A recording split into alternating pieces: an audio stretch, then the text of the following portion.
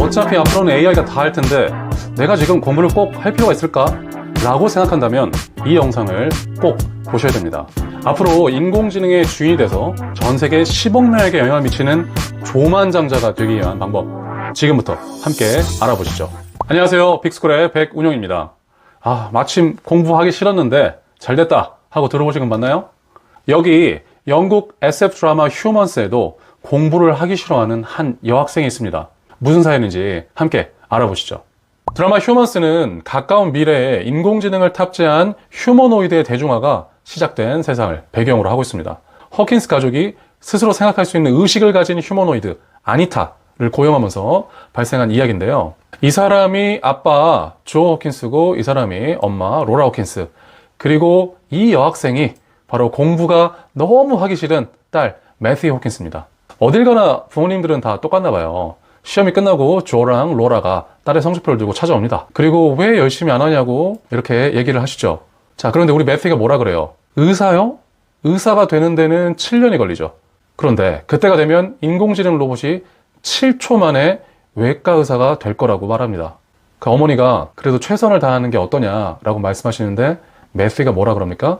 최선은 아무런 가치가 없다고 말합니다. 여러분, 뭘 하든 인공지능이 나보다 일도 잘하고 공부도 잘하면 우리가 뭘 할 수 있을까요?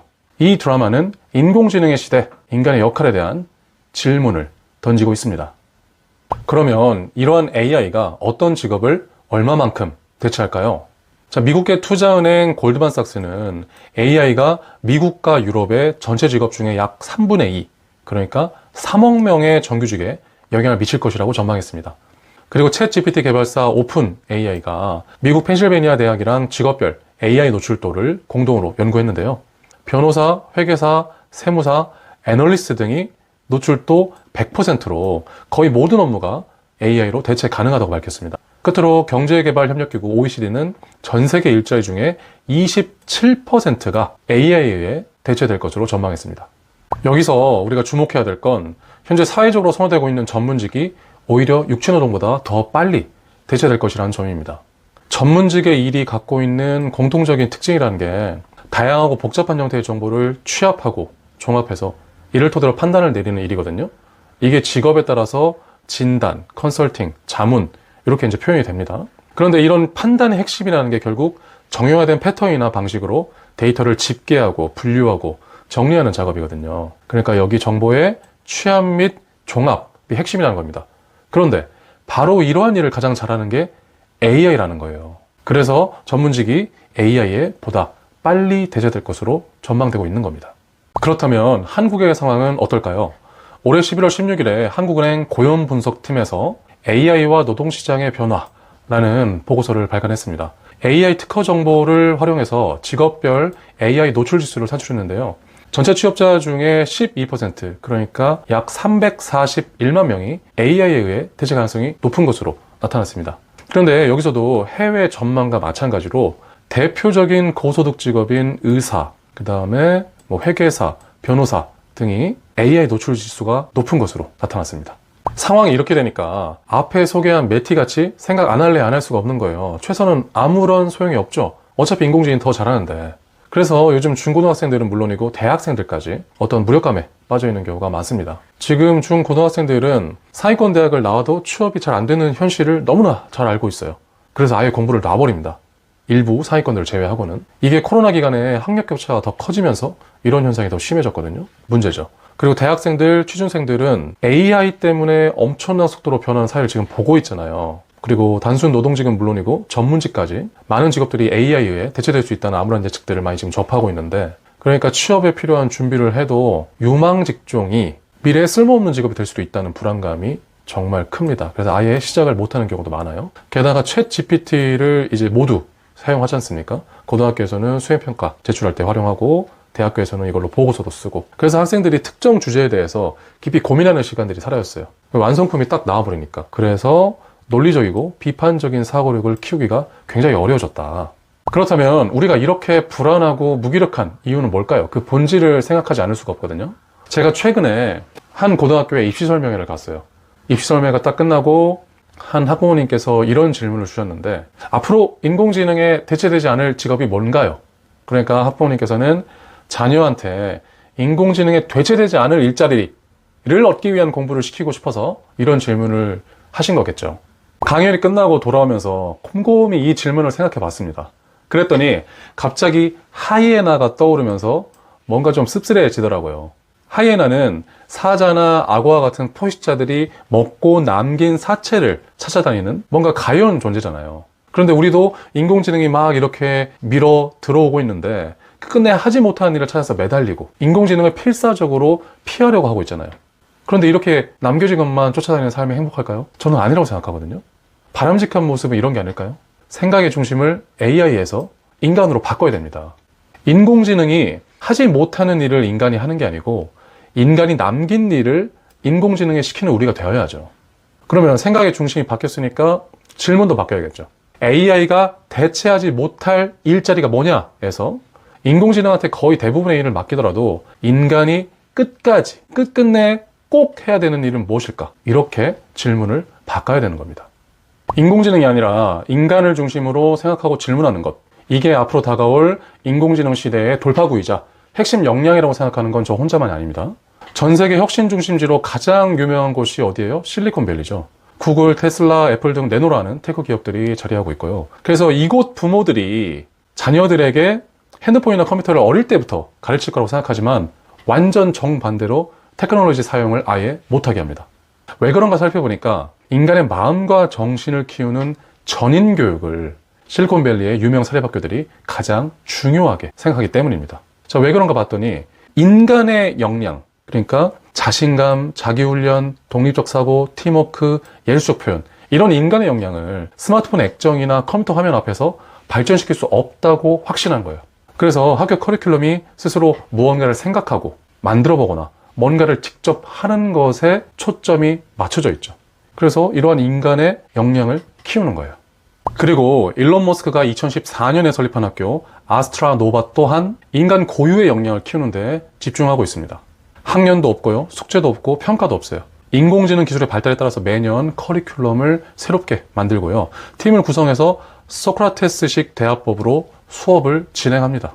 핵심은 인공지능 중심의 미래 사회에 인류가 당면할 문제들을 시뮬레이션하고 철학적인 대화 토론으로 해결책을 도출하는 거예요. 이를 통해서 AI가 제공하는 지식이나 기술을 이해하고 이를 활용하기 위한 뭘 기른다? 판단력을 길러주는 거죠. 이제 공통점이 보이시나요? 결국은 인공지능이 아니라 인간의 초점을 맞춰서 인간 고유의 능력인 사고력, 판단력, 문제 해결 능력을 기르는 게 핵심입니다. 그리고 이러한 능력은 생각하고 질문하고 토론하고 협력하면서 키울 수 있는 거고요. 저는 이러한 활동을 본질에 대한 질문을 던지고 답을 찾는다는 측면에서 철학하다라고 표현하겠습니다. 그런데 인간 고유의 능력을 키운다는 게 맞는 말 같아요. 그런데 뭔가 살짝 와닿지가 않죠. 왜 그렇죠? 인간 고유의 능력이라는 말이 너무 당연한 말이고 한편으로는 너무 추상적이라서 구체적으로 뭘 해야 되는지 잘 모르겠단 말이에요. 그래서 우리는 한 발자국 더 들어갈 거예요. 질문의 중심을 인공지능에서 인간으로 바꾼 것처럼 초점을 어떻게 인간에서 나로 바꿀 겁니다. 나다울수록 나의 정체성이 담긴 지식과 경험 그리고 생각으로 자신만의 고유한 세계관을 확실히 할수록, 그래서 나다움의 증거가 차고 넘칠수록 우리의 경쟁력은 무한히 증가하는 겁니다. 이게 바로 여러분들이 불안감과 막막함의 터널에서 벗어나서 인공지능의 주인이 될 수 있는 방법입니다. 왜 그러냐? 어차피 향후 10년 안에는 누구나 인공지능을 사용하게 될 겁니다. 그런데 그 효과는 사람마다 천차만별일 거예요. 왜? 사람마다 판단력이 다르니까. 판단력은 판단할 수 있는 기준이 있어야 되는 거예요. 어떤 기준이 있어야 좋다, 싫다, 옳다, 그르다를 판단할 수 있잖아요.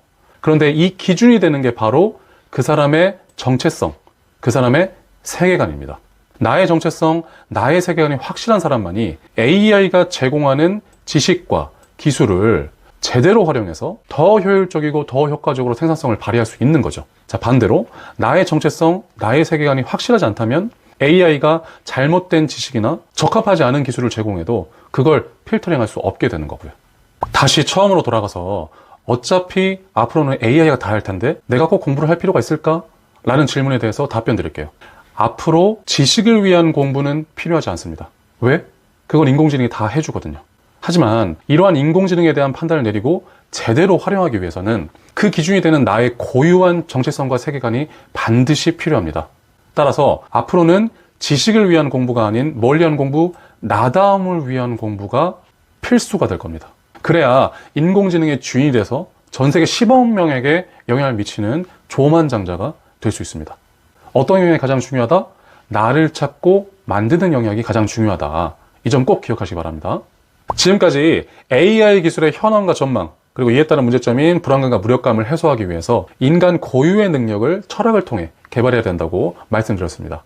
여기서 더 나아가서 AI가 제공하는 지식과 기술을 판단하고 활용하기 위해 나의 정체성과 세계관을 만드는 뭐가 중요하다? 나다움이 중요하다고 강조해드렸어요.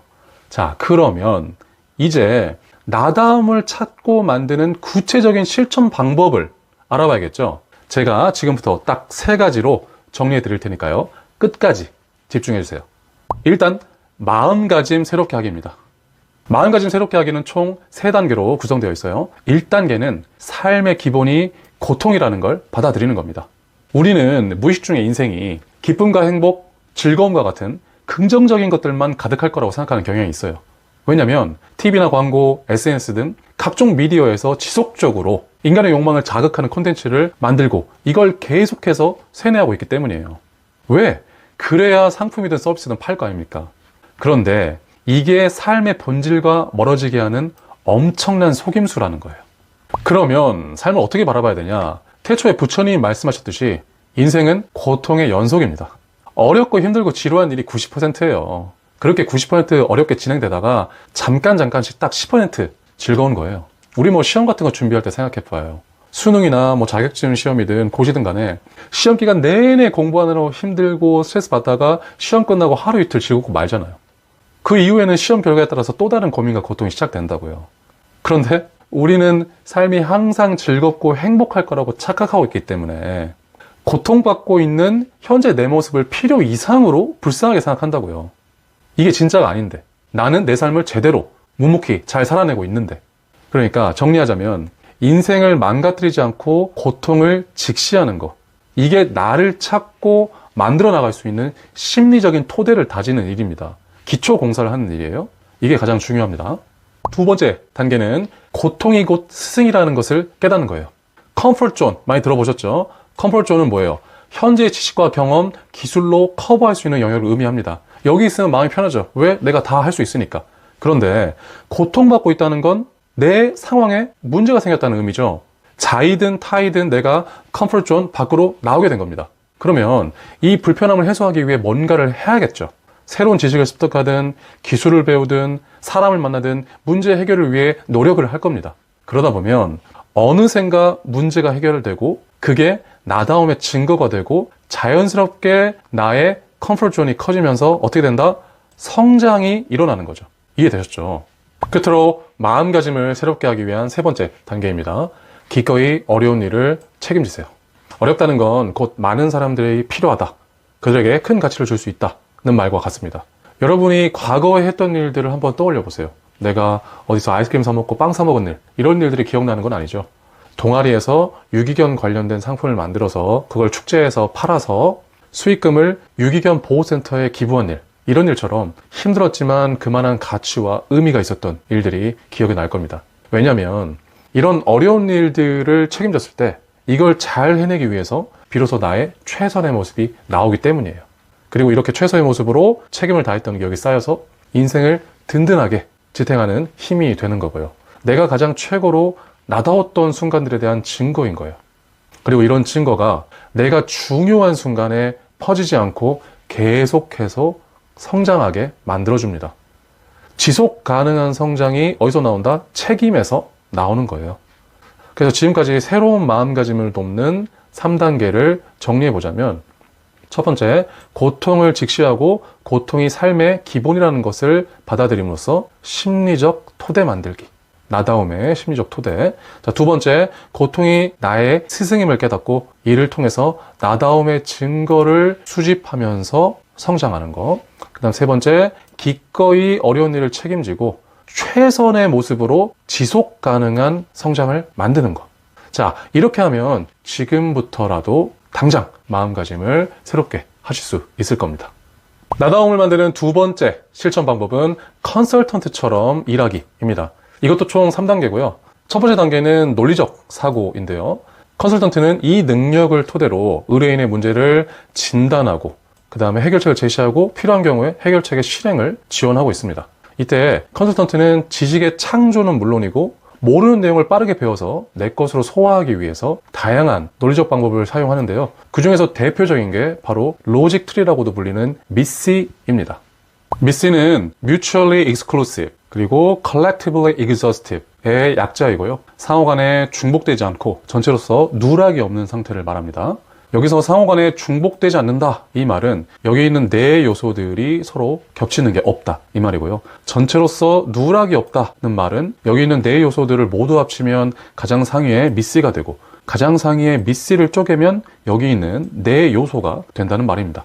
자, 이렇게 상하위 계층을 왔다 갔다 하면서 요소들을 쪼개고 합치는 원리가 미시라고 보시면 됩니다. 이때 각각의 요소들은 관련성의 원리에 따라서 서로 중복되지 않는 개념이나 사물들을 묶어서 동일한 메시지를 전달하는 하나의 정보 피라미드를 만드는 거예요. 여기서 중복 없이와 누락 없이가 이 정보 피라미드에 해당되는 내용이 되겠죠. 예를 들어볼게요. 엄마가 심부름을 시켰습니다. 우유, 계란, 포도, 사과, 감자, 버터, 샤워크림, 오렌지, 당근 사오라고 하셨어요. 그러면 적지 않는 이상 무조건 까먹겠죠. 이걸 한 번에 어떻게 다 외워요. 그런데 이걸 유제품, 과일, 채소를 기준으로 각각의 피라미드를 만들면 뇌가 가장 높은 이 세 계층을 먼저 이해하고 순차적으로 각각의 요소를 떠올릴 수 있기 때문에 이걸 잘 까먹지가 않아요. 뇌는 이런 논리적인 형태를 잘 인식하기 때문이에요. 그래서 정리하자면 이런 식으로 사고하고 기억하고 문제를 해결하는 모든 지적인 프로세스가 이런 그룹핑과 요약을 수반하기 때문에 미시로 대표되는 논리적 사고를 익히고 컨설턴트처럼 나를 찾는 일을 진행한다면 훨씬 수월하게 어려움을 헤쳐나갈 수 있단 말이에요. 아시겠죠? 컨설턴트처럼 일하기 두 번째 단계는 실행하면서 배우는 것입니다. 교육학자인 에드거 데일의 학습 원뿔에 실행하면서 배우는 게 왜 효과적인지 그 원리가 나와 있어요. 이 원뿔은 학습자의 학습 수단과 방법에 따라서 기억의 정도가 달라지는 것을 보여주는 학습 모형이에요. 이에 따르면 배운 지 2주가 지나면 여기 읽은 것과 들은 것은 10%에서 20%밖에 기억이 안 나요. 그런데 말한 것과 행동한 것은 각각 70%에서 90%의 높은 기억 수준을 보였어요. 그러니까 가능한 한 많은 수단, 보고, 듣고, 읽고, 쓰고, 말하고 이걸 할 때 다양한 자극과 정보가 머릿속에 입력돼서 학습 효과가 높아진다는 거예요. 그러니까 일단 빠르게 시작하고 모르는 내용을 그때그때 찾아서 배우면서 일을 진행하면 지식의 활용도도 높아지고 일을 배우는 속도라든지 성과나 생산성 또한 전체적으로 크게 향상되는 겁니다. 이걸 전체적으로 learning by doing 이라고 부르고요. 교육 분야에서는 flip learning 이라든지 project based learning의 이 원리가 활발하게 적용되고 있습니다. 그러니까 정리하자면 실제 현장의 문제를 고민하고 해결할 때 창의력과 협동력 그리고 문제 해결 능력이 길러지고 이 과정에서 겪는 시행착오의 양과 질만큼 인간은 성장할 수 있기 때문에 실행하면서 배우는 게 컨설턴트한테 무엇보다도 중요하다 이 말입니다. 컨설턴트처럼 일하기 마지막 단계는 지속적으로 개선하는 겁니다. 실행하면서 배우다 보면 당연히 시행착오가 많을 수밖에 없겠죠. 하지만 시행착오는 문제의 원인을 정확히 파악할 수 있도록 자극하고요. 도전과 성찰의 기회를 제공함으로써 뭐가 성장을 가능하게 합니다. 그래서 가장 많은 실패를 경험한 사람이 가장 노련한 전문가가 되는 거예요. 그리고 이러한 실행과 개선을 체계적으로 정리해 놓은 과학적 연구 방법론이 바로 실행연구라는 질적 연구 방법론입니다. 간단히 말해서 실행연구의 핵심은 계획, 실행, 관찰, 반성이라는 순환 과정을 반복하면서 현장의 문제를 실제로 그리고 지속적으로 개선하는 데 있습니다. 이건 역시 성장에 포커스가 맞춰져 있어요. 실행하고 문제점을 찾고 이걸 계속 개선하면 당연히 성장 속도가 빠르겠죠.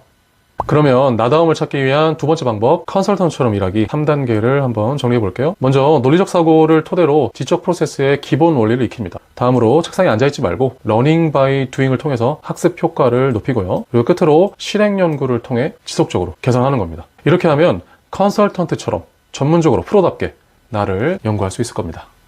나다움을 만드는 마지막 실천 방법은 될 때까지 계속하기입니다. 포기하지 않으면 실패는 성공의 과정에 불과하잖아요. 핵심 목표를 확실하게 정하되 유연한 방식으로 시도 횟수를 여러 번 늘려보란 말이에요. 서울에서 부산 가는 길이 하나만 있는 건 아니잖아요. 저 멀리에 있는 관역을 맞추려면 일단 화살을 쏴야 됩니다. 그리고 나서 너무 왼쪽이면 오른쪽으로 수정하고 너무 위쪽이면 아래쪽으로 수정하는 방식으로 여러 번 시도해야 된다는 겁니다. 지금부터 이러한 지속적인 시도를 돕는 3가지 이야기를 소개해 드릴게요. 첫 번째 이야기는 오래가는 끈덕진 열정, 그릿입니다. 이젠 전 세계적으로 너무 유명한 개념이죠. 펜실베니아 대학교 심리학자 앤젤라 덕워스는 평균보다 떨어지는 IQ, 특별할 것 없는 재능, 불우한 가정 환경에도 불구하고 놀라운 성공을 이뤄낸 사람들의 특성을 오랜 기간 연구했어요. 그 결과 타고난 재능보다 지속적이고 끈덕진 노력이 2배 이상 중요하다는 연구 결과를 얻었습니다. 그러니까 대부분의 사람들은 성공한 사람들을 보면서 저 사람은 분명히 특별한 재능을 지녔을 거야 라고 생각하지만 사실은 이들이 특별한 재능이 있다기보다는 주어진 재능으로 어떻게 성공할 때까지 끝까지 계속 노력했기 때문에 성공했다는 말입니다. 그러니까 한두 번 시도하고 절대 포기해서는 안 되겠죠. 두 번째 이야기는 실패의 경험을 통해서 더 나은 선택을 하게 된 저의 이야기입니다. 제가 예전에 중요한 프로젝트를 맡아서 꼭 성공시키기 위해 스스로를 가혹하게 몰아붙인 적이 있어요. 그렇게 주말도 없이 일하다가 한번 절도한 적이 있었거든요. 몸이 완전 망가진 거죠. 그러다가 결국 제가 원하는 결과를 얻지 못하고 굉장히 낙담했었습니다. 그런데 나중에 알고 보니까 제가 그토록 원하던 성공이 높이 올라가는 방향에 있는 게 아니라 내면 깊숙이 아래로 내려가서 자기 자신을 솔직하게 마주하는 데 있다는 것을 깨달았죠. 지금은 그때의 좌절이 저를 더 나은 곳으로, 더 준비된 곳으로 인도하기 위한 신의 배려가 아니었는지 생각해 봅니다. 여러분도 살다 보면 이런 경험을 할 때가 분명히 있을 거예요. 그때 내 경험이 무슨 말을 하는지 주의 깊게 성찰하고 사색해 보시기 바랍니다. 그러면 분명히 여러분이 나아가야 할 길로 바르게 나아갈 수 있을 겁니다. 세 번째 이야기는 영웅의 여정에 대한 이야기입니다. 그러면 나다움을 찾아 나서는 여행은 결국 어디까지 가야 끝나는 걸까요? 이러한 질문에 가장 의미 있는 답을 해준 사람은 신화학자 조지프 캠벨입니다. 전 세계 신화를 연구한 그는 모든 영웅 신화가 동일한 플롯을 가지고 있으며 우리의 삶도 이와 동일한 과정을 밟는다고 주장합니다. 영웅은 뜻을 세우고 공동체를 떠나 시련을 통과한 다음에 성배, 즉 보물을 찾아서 공동체에 돌아옵니다. 그리고 자신이 찾아온 성배를 공동체에 유익하게 사용함으로써 영웅적인 삶을 성취하는 거죠. 물론 우리가 모두 대단한 영웅이 될 필요는 없습니다. 단지 자신이 추구하는 삶의 목적에 헌신할 수 있다면 그 사람은 이미 영웅이고 존경받을 수 있는 훌륭한 어른인 거죠. 나다움이라는 위대함을 향한 여러분의 여정을 제가 응원하겠습니다. 지금까지 나다움을 만드는 구체적인 3가지 실천 방법에 대해서 알아봤습니다. 첫 번째, 새로운 마음가짐을 돕는 3단계 방법. 두 번째, 컨설턴트처럼 일하는 3단계 방법. 끝으로 계속하는 걸 돕는 3가지 이야기. 어떤가요?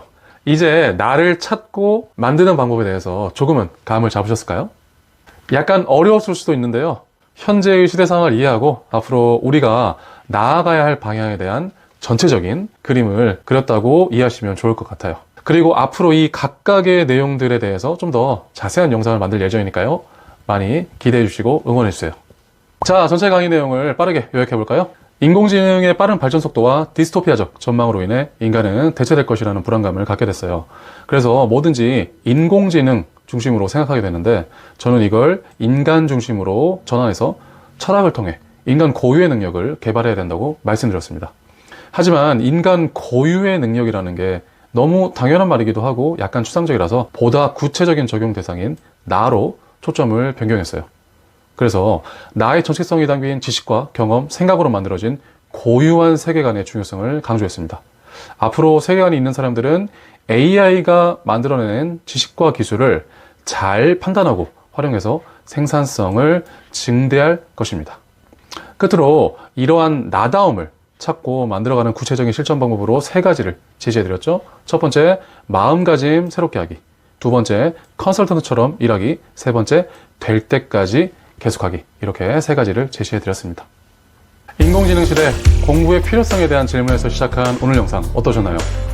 오늘 영상을 통해 여러분들이 나다움의 실천으로 미래에 대한 두려움을 극복하고 인공지능을 적극적으로 활용해서 미래의 주인으로 거듭날 수 있다면 좋겠습니다.